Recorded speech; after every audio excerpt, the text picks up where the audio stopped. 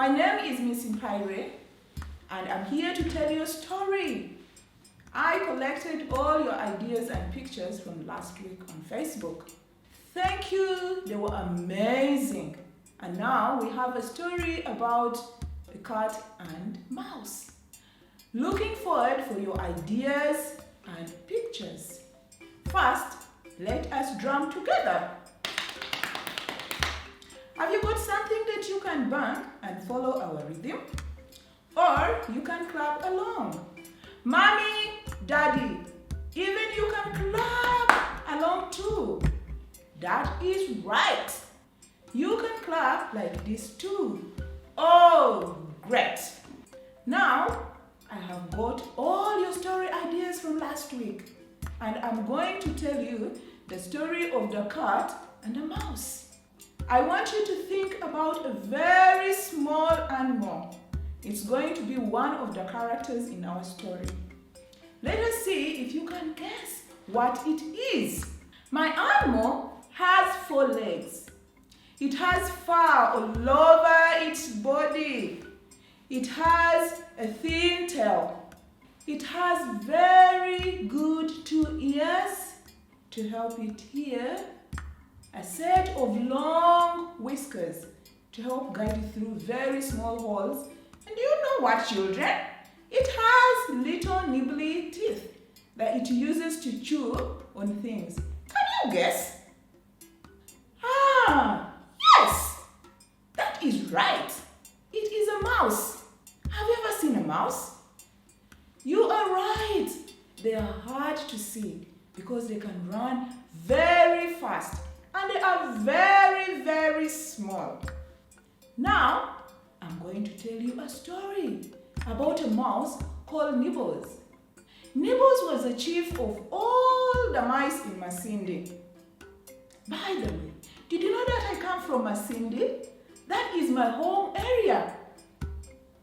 He said it was a very important meeting and all the mice needed to attend. I wonder what two mice discuss at a meeting. Does anyone have an idea? The first item on the mice of Masindi meeting was cats. Yes, cats. Now children, do you like cats? Let's be a cat. With paws and claws and a loud meow. Well, let me tell you. The mice of Masindi did not like cats. In fact, they were very, very afraid of cats. So many mice in Masindi were getting gobbled up by cats. It was becoming quite a problem. So Nibble, the chief mouse of Masindi, asked everyone to have an idea of how they could protect themselves from the cats of Masindi. With their big teeth and sharp claws. What would you do, children, if you were a mouse? How would you protect yourself from a cat? Well, let me tell you, many plans were discussed and rejected. They were too expensive or just plain silly. Then eventually from the back of the room, you could hear a little squawk. I have an idea, squawked the young mouse. Everyone turned around to see who spoke. How could this little mouse have an answer? He hadn't even left mouse school. But Nibbles, the chief mouse, insisted that we listen to everyone's view. Trembling that his idea may be laughed at, he said, what about if we put a bell around the cat's neck? Then as the cat snuck up the mouse, the bell would tinkle as they would have time to scamper away. Every mouse in the room stopped and thought. What do you think, children, about that idea? Do you like the idea? If you do, clap. Well, do you know what? Every single mouse in the room started to clap its little paws in applause. The clap got louder and louder. Little Mouse smiled, and Nibble, the chief mouse, said, "This will be done."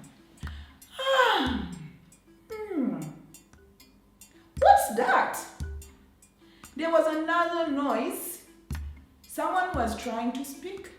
It was the oldest of all the mice. His name was the Mzee Mouse. I have something to say. While you have a good idea, little mouth, it will certainly solve our problem. I just wonder who is going to put the bell around the cat's neck. Silence fell. There was not even the tiniest squawk to be heard in the room. No one volunteered. There was no solution, said Nibbles, the chief mouse. The meeting ended. Everyone went back to their home. If you go to Masindi, it is unlikely you will see Little Mouse or Chief Mouse or Mzee Mouse. They are all hiding from the cats.